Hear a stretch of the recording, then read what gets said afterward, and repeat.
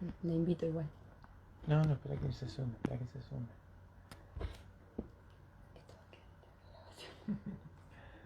Buenas, buenas, buenas noches, ya vamos saludando. Para que Hola. vean el video grabado. Buenas tardes, buenas noches.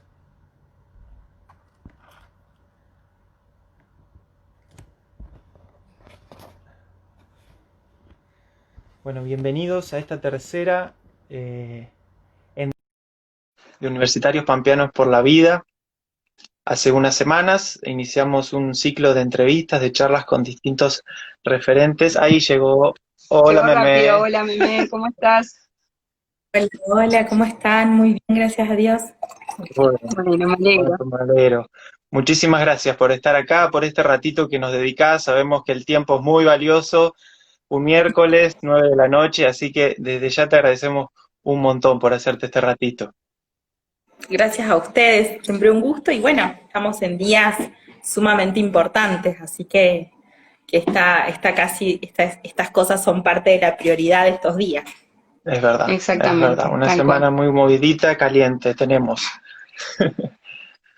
Muy, Bueno, muy. sí, tal cual. ¿Cómo te está tratando estos días? ¿Cómo estás llevando el tiempo? ¿Estás muy complicada? Bueno, pasa que estamos intentando muchas reuniones, queremos llegar a nuestros legisladores para, bueno, lo que insistíamos muy especialmente este año, tenemos la obligación de llegar en dos sentidos. Primero, apoyando a nuestros legisladores que ya sabemos que han tomado posición en contra del proyecto, y por otro lado, poniéndonos a disposición de los que o están indecisos o tienen una posición contraria porque creemos que tenemos elementos muy buenos para ayudarlos en su decisión y para quizá acercarles información que no tenían de otra manera. Genial. Bueno, Excelente, gracias, Meme. excelente. Bueno, para la gente que nos está viendo, nosotros invitamos a Meme. Ahora vamos a hacer una breve presentación de ella para que si no la conocen puedan conocerla brevemente. Y después le vamos a contar cuál es el objetivo de esta entrevista que ella tan generosamente nos ha brindado. Bueno, contamos brevemente el currículum de Memé, que es su apodo. Su nombre es María Amelia Moscoso Cardoso. Es nacida en San Salvador de Jujuy. Reside actualmente en Córdoba desde 2003, perdón. Es abogada por la Universidad Nacional de Córdoba, recibida en 2009. Es diplomada en Doctrina Social de la Iglesia con orientación en liderazgo público. Es profesora de nivel secundario. Es miembro del Foro de Políticas de Género del Consejo Provincial de las Mujeres de Córdoba, representando al Encuentro Vecinal Córdoba de 2017 a 2019. Es fundadora del Observatorio de la Problemática Infanto-Juvenil sobre Maltrato Infantil de Córdoba. Ha participado en audiencias públicas como oradora en el Congreso de la Nación, sea en la ciudad de Córdoba como en la ciudad de Buenos Aires, en ocasión de comisiones que se constituyeron en dicha ciudad desde 2010 ante los proyectos como el matrimonio igualitario, el Código Civil.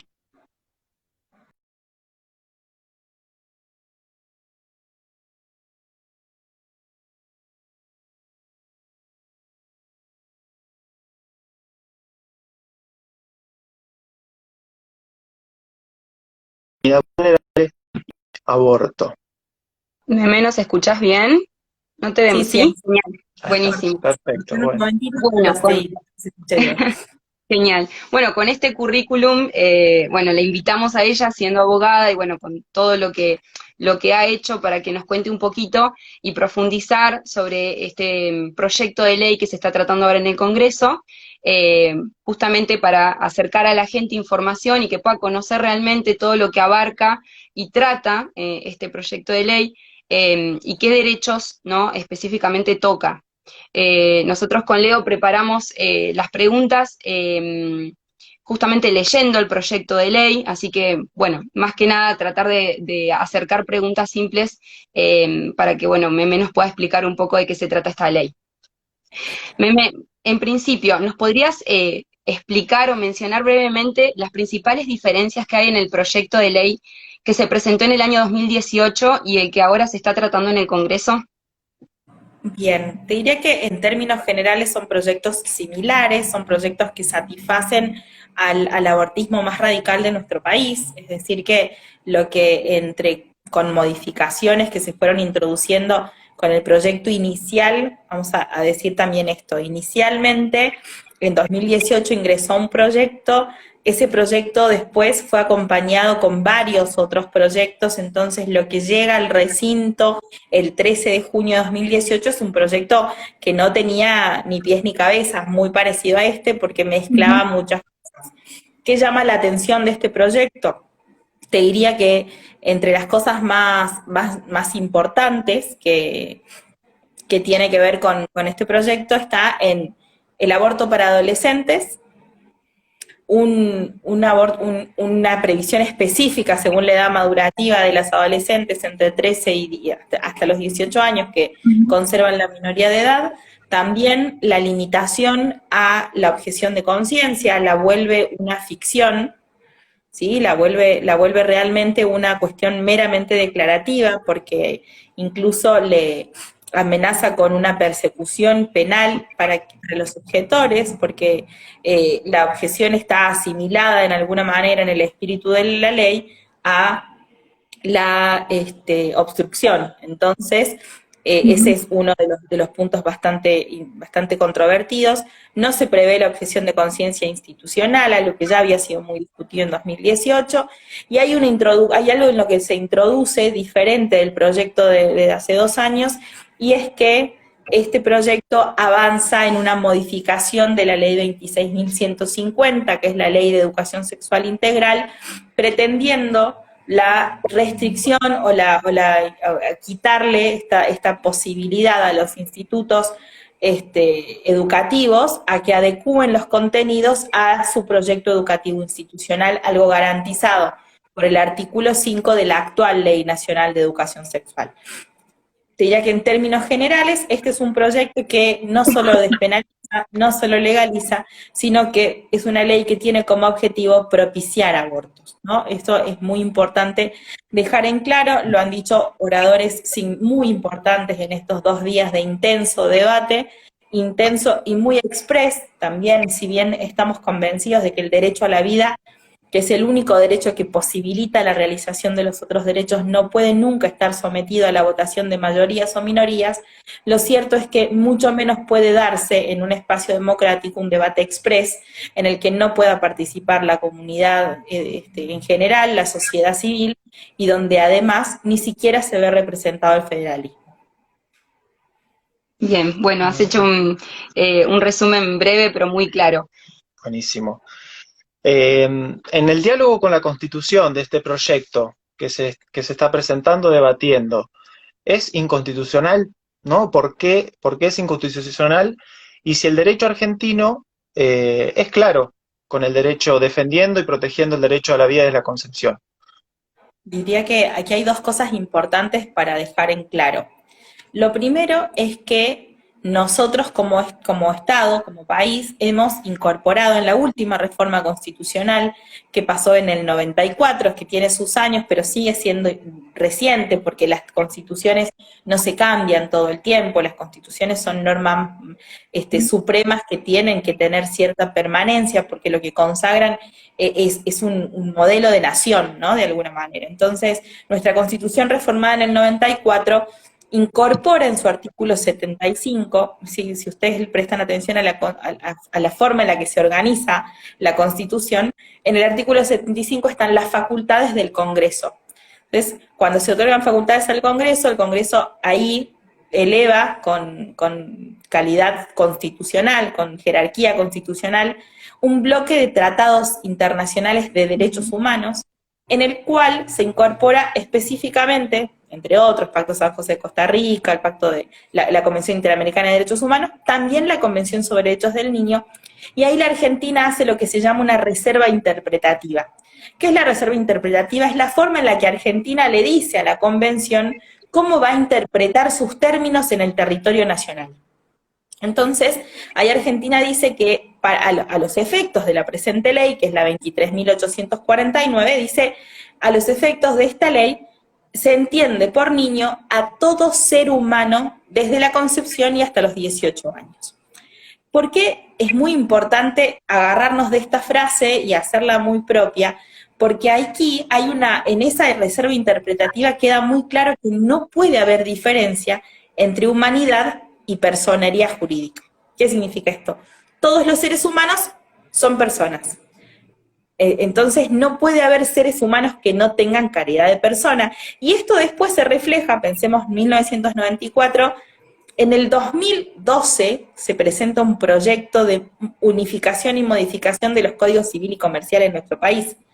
Un proyecto que se termina sancionando, debatido intensamente por todo el país. De hecho, en ese momento pude participar de las audiencias públicas que se llevaron a cabo de forma itinerante, vinieron las comisiones a Córdoba, y cuando participamos de este debate, ese debate se extendió y se termina votando el 7 de octubre de 2014 para entrar en vigencia el 1 de agosto de 2015. Es un código civil que fue sancionado y promulgado con orgullo por la entonces Presidente de la Nación, Cristina Fernández de Kirchner, que conserva nuestra tradición jurídica en el reconocimiento de que la persona física comienza en la concepción. Y así lo consagra el artículo 19 de nuestro Código Civil. ¿Qué quiero decirles con esto? Cuando nosotros interpretamos una norma, lo tenemos que pasar por el tamiz de la Constitución Nacional.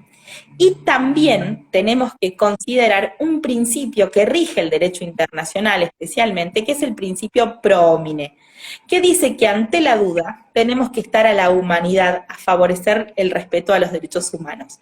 Entonces eso no importa la jerarquía de las normas, si nosotros tenemos una ordenanza municipal que es más beneficiosa que un tratado internacional, se tiene que aplicar la ordenanza municipal, porque es más protectoria de derechos.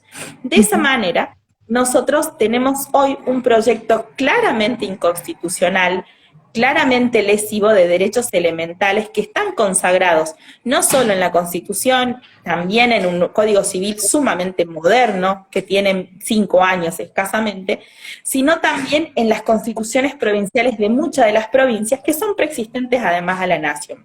O sea que este es un proyecto claramente inconstitucional, y de sancionarse, por supuesto que la discusión va a ser derivada a los estrados judiciales, ¿no? Porque ahí es donde los jueces, en los casos concretos, determinan la constitucionalidad o inconstitucionalidad de una norma.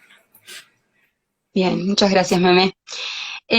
Bueno, hablando de esto de la constitucionalidad o no de este proyecto de ley, el proyecto en el artículo 3º, si no me equivoco, habla del marco normativo constitucional, ¿no? Y en ese artículo, ¿sí?, se menciona como justificativo la Convención sobre los Derechos del Niño, que a su vez también se menciona en el marco normativo del proyecto de los 1000 días, ¿no? Entonces te queríamos preguntar, si podrías explicar por qué esto es contradictorio y por qué existe un relativismo jurídico, el usar ese mismo marco normativo constitucional para dos leyes totalmente distintas. Bueno, aquí entramos ya en una cuestión que tiene que ver con una posición oficialista acomodaticia, ¿no? Es decir, por un lado esta norma protege la vida y protege al niño, y por otro lado me permite eliminarlo a discreción de un adulto o basados en el derecho de un adulto. Nosotros nos encontramos con una incongruencia en ese sentido, es decir, que aquí entra una nueva categoría, y lo decía Ciro de Martini, hoy cuando hablaba en el Congreso, decía, nos encontramos frente a una nueva categoría jurídica que te da o no derechos, que tiene que ver absolutamente con el deseo de un tercero, es decir, un deseo que te subjetiviza y te da derechos, y la ausencia de deseo que te desubjetiva y que te quita derechos. Algo absolutamente inadmisible en el derecho, ¿no? Y además nos encontramos con un proyecto de 1000 días que pretende aquietar, y esto ya es una opinión personal, por supuesto, ya que no tiene que ver tanto con los jurídicos, sino que es una pretensión de aquietar conciencia, ¿no? Es decir, como, por un lado, sé que hay un niño indefenso, sé que la mujer no merece un aborto, que la mujer no desea el aborto, entonces consagro 2 leyes como para estar bien con Dios y con el diablo. ¿Qué tenemos para decir del 1000 días? Es un proyecto que no va a combatir las causas de la vulnerabilidad social por la que atraviesan hoy situaciones difíciles mujeres y niños. ¿Por qué? Porque ya está visto en nuestro país, y esto lo decía el especialista en el tema, que es Pablo de la Torre, un médico que es secretario de Salud de San Miguel desde hace casi 20 años, y donde se ha implementado un proyecto integral de 1000 días. Dice, darle plata a la gente no solucionó nunca el problema.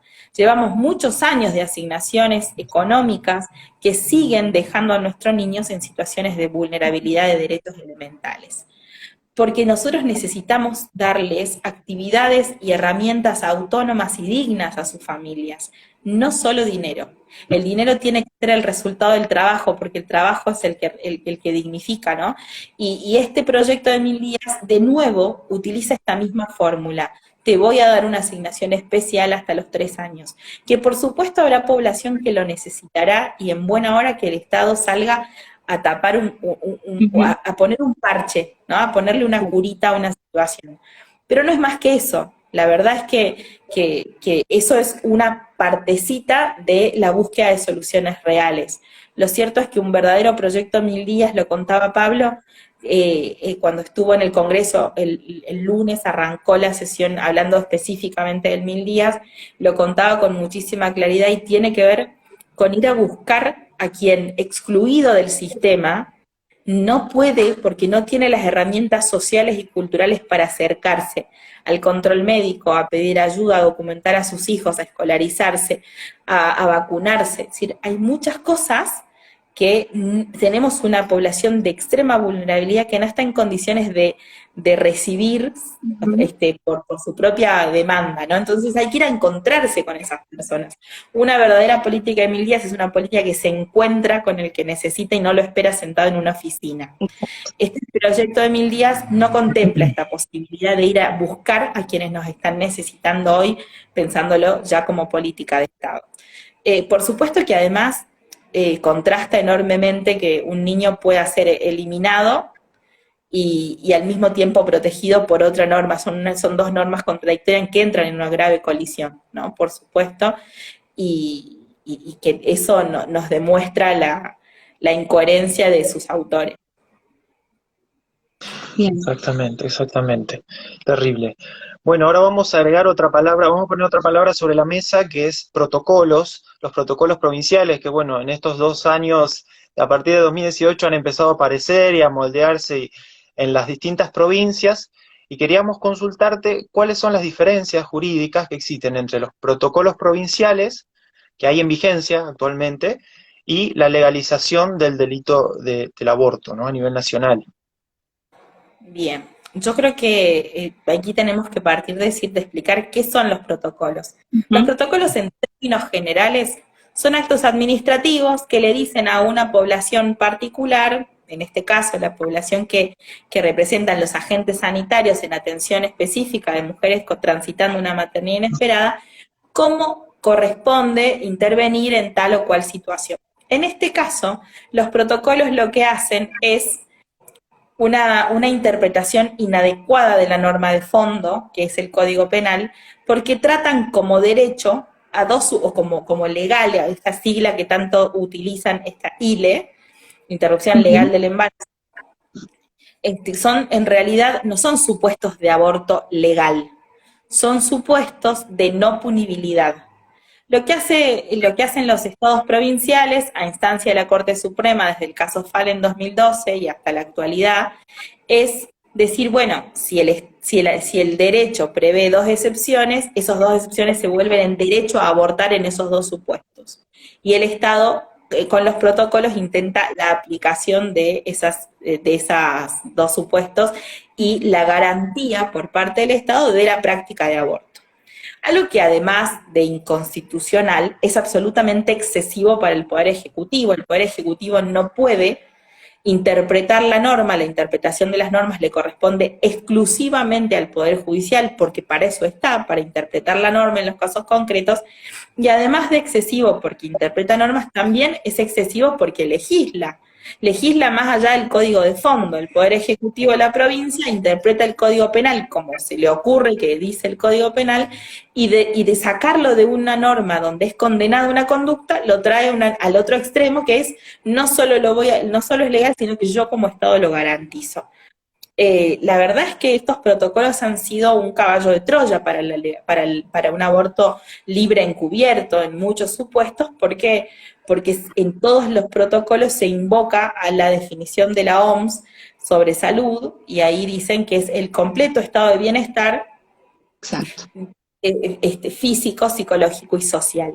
Completo estado de bienestar, la verdad es que yo no lo transito en este momento, porque tengo sueño, porque estoy cansada, porque escuchar toda la tarde las alocuciones del Congreso fue realmente devastador, escuchar las barbaridades que son capaces de sostener algunos de los oradores. Entonces digo, bueno, la verdad es que no me siento en un completo estado de bienestar. Y esa amplitud en el concepto lo que ha permitido, tristemente en este tiempo, es que a las mujeres pobres se las convenza de que su pobreza es una condena a no tener hijos, ¿no? Entonces esto de la salud social de las mujeres que con una falsa piedad, mirá, pobrecita, si no tiene para comer, ¿cómo va a tener un chico?, terminan siendo presionadas por los agentes de salud, especialmente los militantes, para llegar a un aborto cuando no está ni por lejos previsto en el Código Penal esa posibilidad. Nuestro Código Penal tiene solamente 2 supuestos en los que el delito de aborto no va a recibir condena. No es que deja de ser delito, no es que pasa a ser derecho, y es cuando hay un grave riesgo para la vida o la salud de la madre que no puede ser evitado por otro medio. Y el Código lo dice así. Es decir, yo no puedo, frente a una mujer que transita un embarazo inesperado en una situación de vulnerabilidad o que tiene una afección en su salud, ofrecer como primera instancia el aborto, que es lo que de alguna manera prevén los protocolos, sino que lo que dice el Código Penal es que se hayan agotado las alternativas para no acudir a la práctica de aborto. Y eso en la práctica no está sucediendo. Nosotros hemos llevado adelante acá en Córdoba numerosas denuncias penales por esta causa contra quienes practican abortos inventando, porque la verdad es que lo que hacen es utilizar la causal salud y condenar la pobreza, ¿no? Es decir, una cosa que en nuestro tiempo debiera tener, al contrario, un rechazo absoluto, ¿no? Esto de tanta declamación de principios y de protección de los derechos humanos, y de repente nuestros efectores de salud condenando la pobreza. Bien, me mencionaste algo muy importante, bueno, que es la lucha de ustedes en Córdoba, denunciando, digamos, penalmente estas prácticas que son ilegales. Entonces, te queríamos consultar qué medidas podemos tomar como ciudadanos que estamos interesados en luchar contra el aborto clandestino, legal. ¿Cómo podemos hacer para luchar por la anulación de los protocolos en las provincias? ¿O qué medidas podemos tomar? ¿Cómo asesorarnos? La anulación de los protocolos puede ser dictada por cualquier juez competente en la provincia, es decir, se tiene que entablar una demanda de amparo contra el Estado provincial que dicta este protocolo, y en ese sentido, como los protocolos son de ejecución continuada, es decir, nunca dejan de aplicarse, el plazo para intervenir los amparos, que es un plazo de 15 días hábiles desde que se conoce el hecho lesivo, ese plazo es un plazo que se renueva todos los días, porque todos los días se aplica el protocolo. Esa acción continuada nos permite amparar en cualquier momento. Ese amparo nosotros lo hemos tenido en Córdoba, suspendido al protocolo de abortos no punibles durante 7 años, desde que se sancionó y hasta septiembre de 2019, en que el Tribunal Superior de Justicia de la provincia, en un fallo político y no jurídico, nos desconoce la legitimación activa para representar a los niños por nacer, que ya nos reconoció la Corte Suprema de Justicia en otro amparo representando a este colectivo, porque es un colectivo que no tiene voz, ¿no? Esto que decimos siempre, representamos y alzamos nuestra voz por los que no la tienen, pero que sí tienen derechos, ¿no? Entonces, la Corte Suprema nos reconoce a Portal de Belén esta capacidad de amparar y representar al colectivo de niños por nacer, y el Superior Tribunal de Justicia nos lo niega en un fallo totalmente político en septiembre del año pasado. Bien. Muy bien, muy bien. Bueno, invitamos también a la gente que se está ahí sumando en el vivo, si quieren dejar sus preguntas, también ahí las vamos a hacer al final. Vamos a intentar hablar de todo lo que se pueda en esta horita. Vamos a pasar ahora al tema de las causales. La ley establece hasta la semana 14 aborto libre, y después las famosas causales. Queremos que nos cuentes un poquito cuáles son y cuántos se extienden, y cuán reales son en la La práctica. práctica. Bien, lo primero que tenemos que decir este texto del proyecto es que una conducta no puede ser derecho y delito al mismo tiempo. Es decir, yo no puedo condenar la eliminación de un ser humano después de tal momento y antes de ese momento convertirlo en un derecho, que es lo que hace el artículo 2 de esta ley, ¿no? Declamar el derecho a abortar. Entonces, ese es lo que primero nos contrasta, ¿no? Es decir, esto de repente no, nos toca esta contemplación que hace el proyecto de, por un lado, derecho y por el otro lado, excepción. ¿Qué va a decir sobre después de las 14 semanas? Lo va a incorporar en dos supuestos, estos dos supuestos que están en el Código Penal, pero con una ampliación a volver a incorporar lo que se llama el aborto sentimental en la doctrina jurídica, que es cuando el embarazo proviene de un atentado contra la integridad sexual, ¿no? Entonces, estos son los dos supuestos que este proyecto vuelve a tomar, y va a decir, toda mujer violada tiene derecho a abortar, y va a decir, cuando hay un grave riesgo para la salud o la vida, tiene derecho a abortar después de las 14 semanas, y el texto no establece un límite temporal. Que hemos deducido de la lectura de este proyecto, se deduce que estamos hablando de aborto libre hasta el 9º mes. De modo que lo decía hoy uno de los oradores, sumamente claro en las exposiciones, decía que de esa manera una mujer que pierde el trabajo el día antes del parto puede plantear la ausencia de salud social y su hijo correr riesgo de vida antes del parto, por un pedido de aborto por salud social, ¿no? Entonces, sabemos, y fue parte de las más grandes críticas que le hemos hecho a este proyecto, que es un proyecto que promueve el aborto hasta el 9º mes. Bien. Terrible. Bien, siguiendo en este pisar de derechos, ¿qué pasa con el padre, con la paternidad, con el derecho? La ley natural ha dictado que para que haya un hijo, un embarazo, tiene que haber un varón y una mujer, ¿no? Es innegable. Y bueno, y acá parece totalmente ausente el padre, pareciera que es producto nada más que de una mujer, ¿no? O en todo caso una violación. Pero bueno, ¿qué pasa con el padre? ¿Cómo se puede...? ¿Cómo se enmarca en el proyecto el derecho a la paternidad? Les voy a contar algunas cosas que son muy particulares, que tienen que ver con el derecho de familia.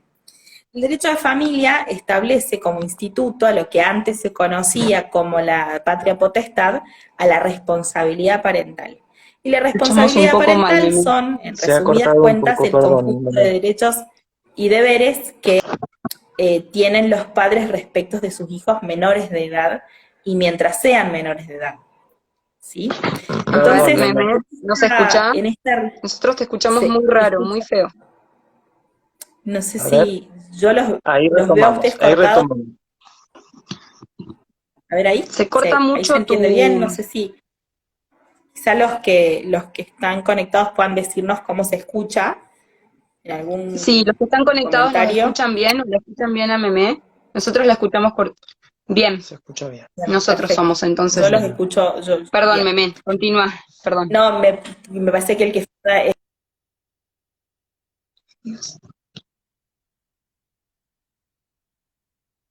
Sí, es internet, no sé si será nuestro internet o el tuyo.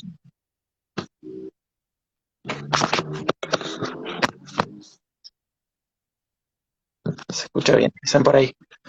Bueno, continuemos, ¿se escucha bien? Sí. Este proyecto es contradictorio con las previsiones de responsabilidad parental y además hay algo que hemos cuestionado desde 2018 y hasta ahora, y es que no puede nunca tratarse de una decisión exclusiva de la mujer, ¿no? Si bien, de hecho, no puede tratarse la decisión exclusiva de nadie disponer de la vida de un niño, ¿no? Es decir, la vida de otro no puede depender del deseo ni voluntad de nadie. Entonces, este proyecto además ningunea absolutamente la figura parental. Ahora, fíjense lo contradictorio de esto. Si una mujer decide llevar adelante el embarazo, va a poder reclamar cuota alimentaria para ese hijo, desde la gestación. Y al padre se le podrá imponer, al presunto padre se le podrá imponer una cuota alimentaria durante todo el embarazo, por ejemplo. Entonces ahí estamos hablando de un padre que pudo no saber que estaba embarazada la chica, puede no ser el resultado de una relación de pareja estable, de forma que no tener un vínculo entre ellos sostenido, y aún así hay una obligación de la que él no se puede evadir. El padre no puede decir, no, miren, yo no lo quería tener, entonces yo no voy a pagar cuota alimentaria, yo no quiero que me herede, yo no le voy a dar mi apellido, porque los derechos de ese niño son derechos innegables. El niño tiene derecho a ser reconocido, su derecho a la identidad cuando nazca, a tener un régimen de visitas, y si nace con vida, adquiere en ese momento los derechos hereditarios de su padre. Entonces, estamos frente a un tratamiento absolutamente discriminatorio de la figura del padre, porque si la mujer decide llegar adelante ese embarazo y aún en contra de la voluntad del padre, la voluntad de la madre tiene un predominio que va a tener incluso efectos en el derecho. El niño va a nacer y el niño va a permitir su existencia, el reclamo de todos los deberes derivados de la responsabilidad parental, como les decía, incluso la fijación de un régimen de visitas, de régimen de vacaciones, cuota alimentaria, ¿no? Es decir, y la participación necesaria en una cirugía para prestar conformidad, en la inscripción del niño en el colegio, si no quiere reconocerlo podrá ser reclamado en un juicio exfiliatorio. Entonces hay un trato discriminatorio respecto a los deseos y voluntades de varones y de mujeres, ¿no? La mujer desea y puede eso representar la eliminación de la vida de su hijo, y si el padre desea o no desea, este proyecto por supuesto que no lo contempla. Bien. Muy bien. Muy claro y muy abarcativo tu respuesta, Meme, gracias. Mencionaste también en alguna parte al principio el derecho a la objeción de conciencia que supuestamente este proyecto de ley contempla, ¿no? Te preguntamos, ¿alcanza a todos los profesionales de la salud involucrados en la práctica del aborto? Ahí al final Eso no te entendí. Perdón, vuelvo a repetir. En el artículo 10 se establece el derecho a la objeción de conciencia. ¿Este derecho alcanza a todos los profesionales de la salud involucrados en la práctica de un aborto o solamente a alguno de ellos? Es decir, tanto al médico, los enfermeros, etcétera, o Mirá, simplemente al médico o a quienes.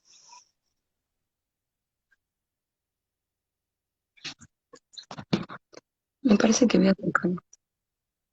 ¿Los datos? Datos de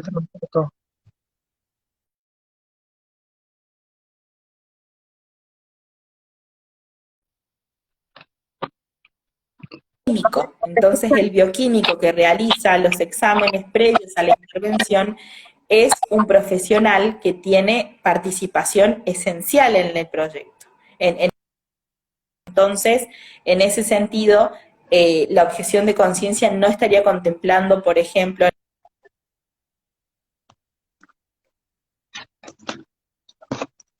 internet.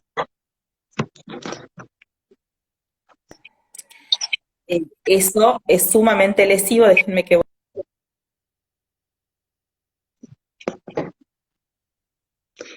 Meme, perdón, ¿podrás volver a ingresar, salir y volver a ingresar? Porque están dando muy mal y la gente no está escuchando. ¿Ahora se escucha? Nosotros no escuchamos nada. Se nos ha tildado la comunicación. Ahí yo los estoy escuchando bien. Yo también, nosotros también ahora, pero se corta mucho cuando estás hablando y la verdad es que no sé si el problema es nuestro o tuyo. Disculpas a la gente que está escuchando. Disculpas. A ver, no sé si se corta. Por ahí podemos intentar ¿Se cortar corta? y volver a ingresar. No sé si, ¿eh? ¿Querés que,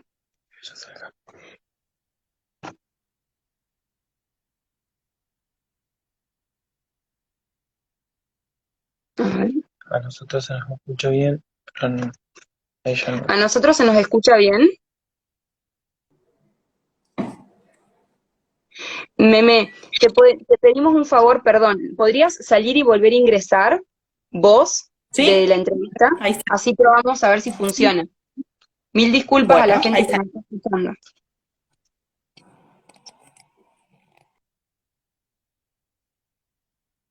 Muy bien, tenemos que volver a invitarla. Bien. Ahí está. Mil disculpas, problemitas técnicos.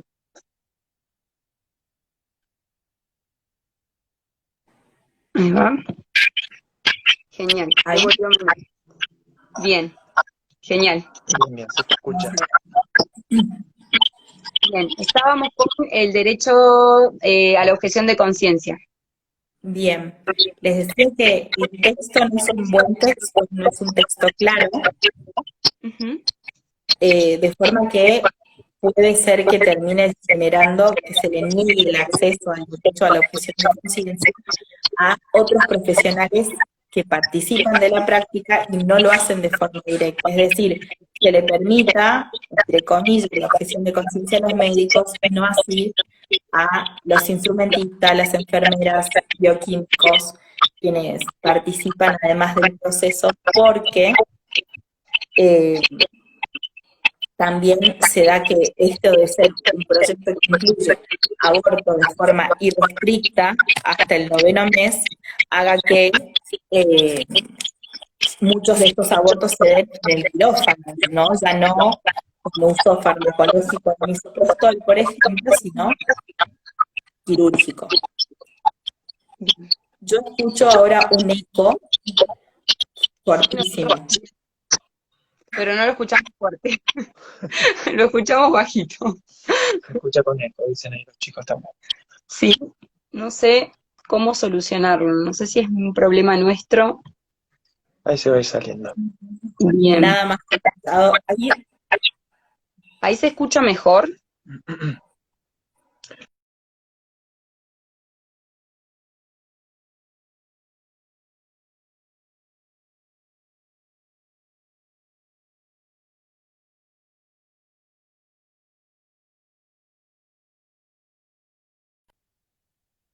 La perdimos a Meme, me parece. Ahí Solo estamos, se No sé. volvió. escucha. Ahí estamos los dos. Bien, Genial, buenísimo. seguimos. Seguimos. Bien. Algo mencionaste recién, ¿no? Y te queremos consultar sobre los métodos para llevar a cabo el aborto, ¿no? Como bien decías, puede ser en cualquier momento del embarazo el aborto, y la ley en eso no lo especifica en algún punto lo especifica, el método o la manera de llevar a cabo ese aborto. De hecho, forma parte del derecho a la información del paciente y no se está respetando. Ahí dicen los chicos que cuando yo hablo, si quieren salgo, busco un auricular y veo si con eso solucionamos el eco. Bueno, te esperamos, no hay ningún problema, Bueno, como bueno. quieras. Vamos a intentar que se escuche lo mejor posible, así podemos aprovechar todos esta entrevista. Meme tiene mucho para aportarnos. Volvemos a llamarla, vamos a esperarla que se una. Gracias por la información, por comentarnos cómo se escucha. Por la paciencia. Sí, también. Vamos a ver si ahí.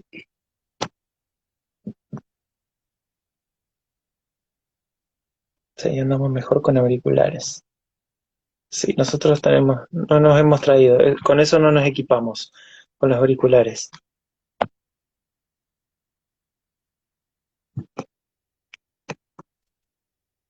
Bueno, ya va a volver Memé, estamos entrevistándola, sacando todas las dudas Acá con este preguntan desde proyecto. dónde transmitimos. ¿Desde dónde transmitimos? Estamos desde Hacha, General Hacha La Pampa. Desde General Charapampa, así es. Universitarios por la Vida se vino a un pueblito hoy. Sí, no, una ciudad, no un pueblito, una señora ciudad, General Hacha, así Ahí. es. Vamos otra vez a llamar. A ver.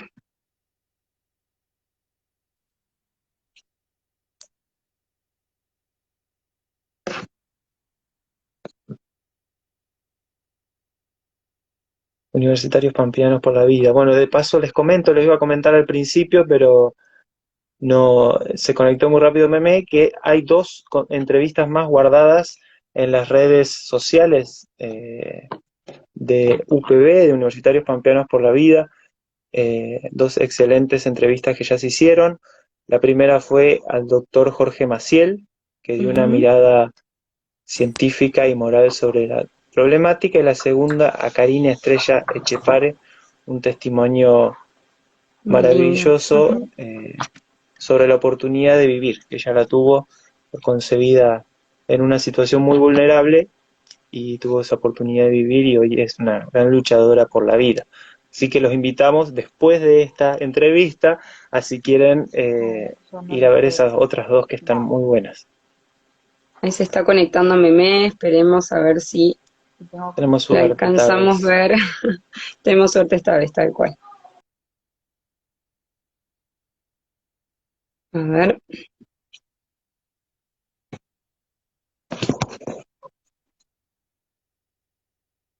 Nos estaría cargando. Ahí la ven a Meme, los espectadores.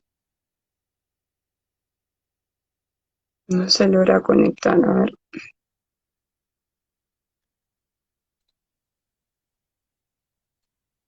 Una buena trilogía de entrevistas, como dice Mati. Ahí Ahí está estamos. Meme. Muy bien. Genial. Bienvenido de Con un nuevo. auricular, por suerte tiene batería, porque esto y no sé, estaba cargada, así que bueno.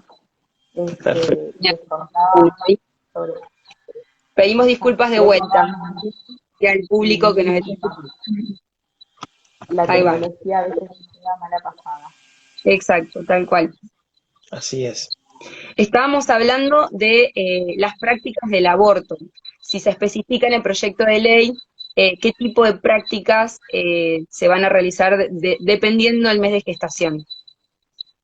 Bueno, se lo preguntaban a algunos expositores ayer y hoy también. Es un proyecto en el que el derecho a la información del paciente no está del todo claro, ¿no? Eh, Realmente abre la puerta a técnicas sumamente horrorosas que conocemos que existen, pero no están del todo especificadas, ¿no? No se hace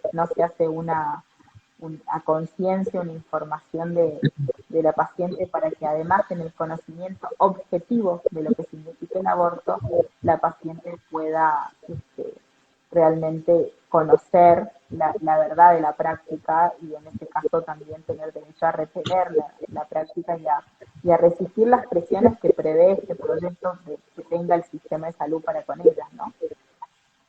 Bien. Bueno, yendo a una pregunta que nos habían enviado a Universitarios por la Vida, te consultamos.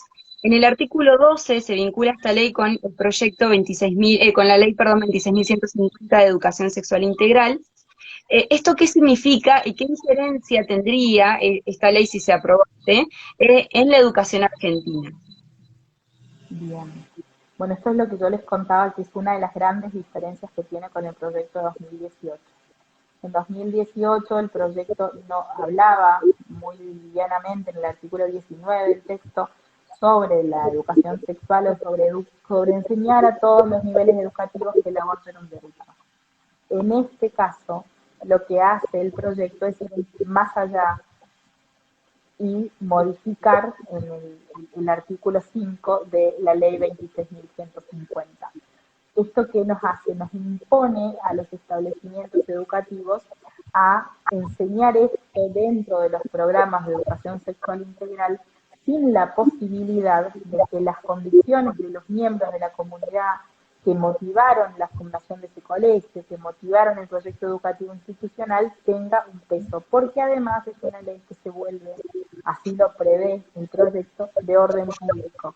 Es decir, no necesita la adhesión de las provincias, sino que entra en plena vigencia en todo el territorio nacional. Tremendo. Es una limitación, además, al derecho de los padres a educar a sus hijos. Es una limitación absoluta a la libertad religiosa y de pensamiento, ¿no? Porque de hecho, pensemos en las familias que eligen los establecimientos educativos por las ideas de sus miembros, es decir, porque coinciden con un proyecto, con una mirada del hombre, con una mirada de la sociedad, con una mirada antropológica de base, y de repente este proyecto viene a irrumpir en esa mirada. Y si bien el sector que promueve este texto es un sector que se llena la boca hablando del respeto a la diversidad y a los derechos humanos, lo cierto es que termina siendo un pluralismo siempre que pensemos como ellos, ¿no? Entonces, Un pensamiento único. La imposición de un pensamiento único, sin duda. Muy bien. Tocamos un tema más, nos vamos para lo económico. Si en el proyecto de ley se especifica en algún punto la manera de financiar esta práctica del aborto, ¿no? Todo este costo que conlleva implementar este sistema. Mira, en realidad el aborto entra en dos sentidos a modificar los números oficiales. Por un lado lo hace al incorporar la práctica en los programas médicos obligatorios, es decir, que esto va a tener que ser cubierto por todas las obras sociales. De esa manera, en el sistema solidario de las obras sociales públicas, por ejemplo, todos vamos a estar pagando la práctica de todos, ¿no? Es decir, no hay una distinción en ese sentido. Y por otro lado, lo que significa el presupuesto oficial, porque esto va a necesitar intervenirse específicamente en los presupuestos que tengan las canteras de salud de todo el país, porque estamos hablando de una prestación que incluso tiene un tratamiento absolutamente prioritario en relación a otras prestaciones que sí son de salud y que hoy, ni hablar en el tiempo de pandemia, nos hemos encontrado con muchísimas falencias, ¿no? Estamos ante un sistema de salud colapsado, no solo por el COVID, porque lo decíamos desde el principio, cuando comenzó la pandemia, y nosotros quienes transitamos con la maternidad vulnerable todos los espacios donde los derechos son vulnerados y hay que restablecer y hay que insertar al sistema, nos encontramos con hospitales públicos donde la atención de salud es sumamente deficiente, donde las especialidades médicas tienen turnos muy lejanos, donde las urgencias a veces no son vividas como tales, y la verdad es que a ese sistema de salud se le impone una prioridad por encima de todos los demás pacientes que sufren algo que no forma parte de sus decisiones ni de su voluntad, sino que le sucede, ¿no? Si una persona que está enferma no elige estar enferma. Y el no deseo y la no elección queda absolutamente postergado por una práctica que es exigida por la paciente. Y esto es algo que también es importante de remarcar. El médico aparece como alguien que recibe una orden de su paciente y no a la inversa. Miren que en el uso común, ¿yo qué hago? Voy al médico porque no sé qué tengo. Y el médico me va a decir, mira, vamos a empezar con estos análisis clínicos y después vamos a hacer aquel estudio. Y según los resultados va a ir profundizando en analizar qué es lo que me pasa, cuál es la causa de mi dolencia. Y el médico va a decirme, mira, teniendo este diagnóstico, te propongo este tratamiento o te propongo esta solución. Y el médico, con su saber, con su ciencia, va a ser quien me ayude a alcanzar la salud. En este supuesto, lo que pasa el médico pasa a ser un sujeto pasivo de esa relación médico-paciente. Y lo que hace es recibir una demanda de la paciente que dice, hola, practicando un aborto. Entonces, en ese sentido, la ciencia médica queda absolutamente anulada por la demanda de una mujer. Y lo que prevé el proyecto no es que el médico con su ciencia pueda asistir a la paciente y decirle que en su situación lo que corresponde es esto o aquello, que existen otras alternativas. No, no, lo que dice el proyecto es que el aborto se le tiene que practicar y que quien demore va a ser perseguido penalmente y quien obstaculice va a ser perseguido penalmente, civilmente, administrativamente. Ahora, ¿cómo vamos a determinar esa persecución o esa demora, esa obstrucción?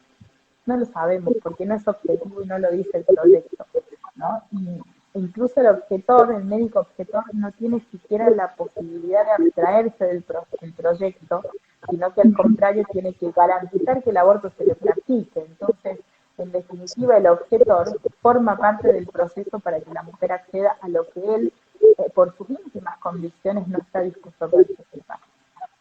De Una ahí, cosa. digamos, que el derecho de objeción sería como una especie de engaño de mentira, porque en realidad no se estaría respetando esa objeción de conciencia. Exacto. Y el derecho a objeción de conciencia es un derecho humano. Bien, Meme, bueno, hablamos un montón del proyecto y al sector Provida nos achacan mucho esto de qué hacemos nosotros por los niños por nacer, qué hacemos nosotros por las mujeres. ¿Podrías contarnos si hay algún proyecto de ley o hay algunas acciones o medidas que dentro del sector Provida se han encarado, se han impulsado para contrarrestar el aborto, tanto legal como clandestino? Sí. Y creo que en principio lo que tenemos, que compartimos todos desde el movimiento desde hace varios años, es el proyecto de ley de protección integral de los derechos humanos de las mujeres embarazadas en situación de vulnerabilidad y los niños y niñas por nacer.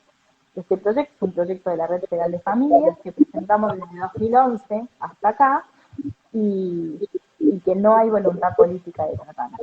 Esa es la verdad, ¿no? Por otro lado, la sociedad civil lo ha demostrado especialmente en este tiempo de pandemia, es quien se ocupa de las vulneraciones de derechos y de las realidades de sumo dolor que viven muchos de nuestros hermanos en Argentina. No nos olvidemos que 6 de cada 10 niños de nuestro país es pobre y quienes están en la atención de esos niños no es el Estado, que ya los ha olvidado y los ha abandonado desde hace mucho tiempo, sino las organizaciones sociales que decidimos abordar estas problemáticas de forma integral y trabajar con esta población, ¿no? Nosotros tenemos a nivel nacional múltiples redes de organizaciones que nos complementamos. Les cuento la realidad de Córdoba. Nosotros tenemos una red de organizaciones, que es la Red Provida Córdoba, que está nutrida de organizaciones que trabajamos en distintos momentos o desde una distinta mirada sobre esta misma problemática. Esa red de organizaciones cordobesa tiene, por ejemplo, los centros de acompañamiento en maternidad vulnerable, tenemos hogares donde acoger a la mujer y al niño, hay 2 organizaciones que tenemos hogares, también tenemos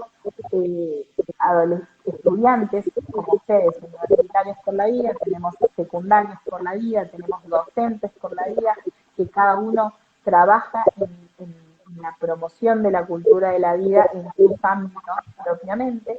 De esa manera nosotros complementamos 2 cosas muy importantes: el mundo de las ideas y de la cultura y la obra concreta con quienes necesitan que nosotros estemos a su lado para la satisfacción de ellos. Esto es muy importante. ¿Por qué? Porque nosotros, cuando hablamos de maternidad vulnerable, cuando hablamos de lo que le pasa a la mujer frente a un embarazo inesperado, no lo hacemos porque alguien nos lo contó o lo vimos en un documental inventado de Netflix. Lo hacemos porque esas mujeres son mujeres con nombre propio, con quienes trabajamos en lo concreto, a quienes acompañamos en lo concreto y con quienes sabemos que el aborto no es impedido de ellas. Sabemos que la mayor vulnerabilidad que se encuentre una mujer frente a una maternidad inesperada, la idea de aborto aparece cuando hay problemas preexistentes al aborto, al embarazo muchas veces, que parecen imposibles de solucionar. Y que parecen imposibles de solucionar porque se encuentran en una soledad extrema que creen que no es posible encontrar ellas mismas la solución y sobrellevar esta carga, ¿no? Entonces, yo creo que de 2018 dejamos claro que nosotros hablamos de este tema porque conocemos de qué se trata, porque sabemos cuál es la realidad que pasan las mujeres y los niños, y porque estando codo a codo con ellos sobre la satisfacción de derechos, sabemos que la muerte no es una alternativa y nunca puede serlo, ¿no? Entonces, siempre decirle, no hay una única fórmula, hay muchas cosas para hacer. El trabajo que hace CONIN con la desnutrición infantil, el trabajo que hace Cáritas en todo el territorio nacional, que ayer escuchábamos una representante de Cáritas en el Congreso, llegando a nuestros hermanos que tienen hambre, ¿no? Si realmente ver en derechos elementales donde el Estado ya se olvidó, donde el Estado decidió olvidarse, ¿no? Entonces, creo que no habiendo fórmulas mágicas ni únicas, también va a depender de mirar la realidad que nos rodea y movilizarnos a la acción con esa realidad, ¿no? Es decir, eso es ser pro vida, ¿no? Es y conmovernos y que nos duelan los dolores de otros al punto de movilizarnos para solucionarlos. Y eso no tiene un límite, es desde la concepción y hasta la muerte natural. Creo que en ese sentido tenemos un abanico enormísimo donde involucrarnos a cambiar la realidad, y hay algo que aprendimos y que sostenemos siempre desde Portal de Belén, y es que un niño venga o no venga al mundo no da lo mismo, ¿no? Entonces, desde esa mirada también la satisfacción de derechos elementales, para que tenga o deje de tener un niño, no da lo mismo, y eso también es tarea nuestra. Qué lindo para llenarse de esperanza, sí, para llenarse de esperanza, para no bajonearse y saber que este Salvemos las dos vidas es real y está cargadísimo de contenido de años y años en Y nuestra de obras querida Argentina. concretas, exacto, tal cual. Es hermoso escuchar eso también. Ya nos quedan 3 minutitos para terminar la entrevista. Tenemos un montón de preguntas más para hacerte también, pero bueno, primero agradecerte por el tiempo, porque a pesar del cansancio, de todo lo que, bueno, estás dedicando estos días a la labor y bueno, a trabajar para defender las vidas, este ratito para contestar nuestras preguntas. Así que desde ya agradecerte en nombre de Universitarios por la Vida y a toda la gente que se ha sumado también, y bueno, y que nos ha estado escuchando y siguiendo.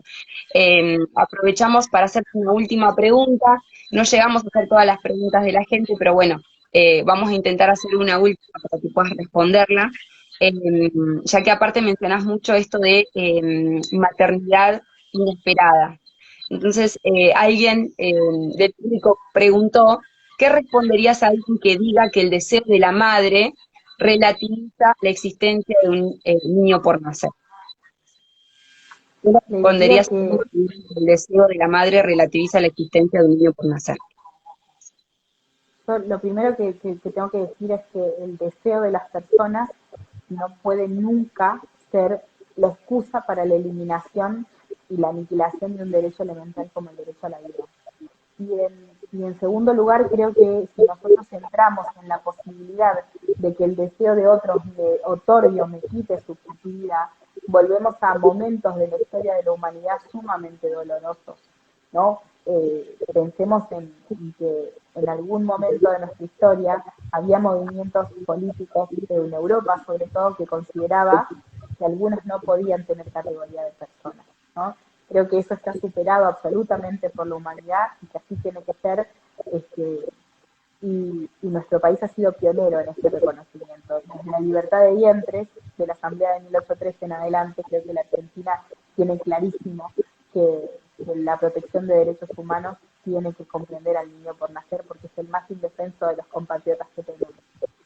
El deseo no es fuente del derecho y no puede serlo nunca. Así que vamos a seguir trabajando para que eso no se consagre en nuestro país. Sí, Meme, así es. Bueno, muchísimas gracias. Muchísimas gracias. Así es. Esperamos poder tenerte en otro momento. Seguir haciéndote preguntas. Virtual o no. Sigan a Meme también en las redes sociales. La encuentran como Memita Ramos. No, perdón. Memitamos, ¿no? Memitamos. Memitamos, perdón, Memitamos. Y si no, la buscan como Meme Moscoso y van a encontrar su cuenta, así que la siguen. Muchísimas gracias por tu labor, por tu tiempo, por todo, Meme. Por la claridad. Y te esperamos en La Pampa, presencialmente. Ojalá que podamos retomar la presencialidad, que va a ser un gusto. Tengo ahí pendiente una invitación desde hace un tiempo también, así que ha sido un gusto también compartir con ustedes un poco reflexiones sobre este momento tan particular que vivimos con este debate express, y ojalá que volvamos a lograr el rechazo una vez más en el Congreso de la Nación. Estamos sumamente esperanzados en que lo podemos dar vuelta y que nuestro país siga haciendo vida. Siga haciendo vida. Que así sea, Meme. Muchas gracias. Seguimos unidos y nos encontramos en todos los ámbitos por la defensa de las dos vidas, de la mujer y del niño por nacer. Nos vemos. Que viva la vida. Un abrazo para nosotros. Muchas gracias. Gracias a todos. Muchas gracias a todos los que se sumaron. Nos seguimos encontrando en entrevistas y en esta lucha hermosa por la vida y la familia.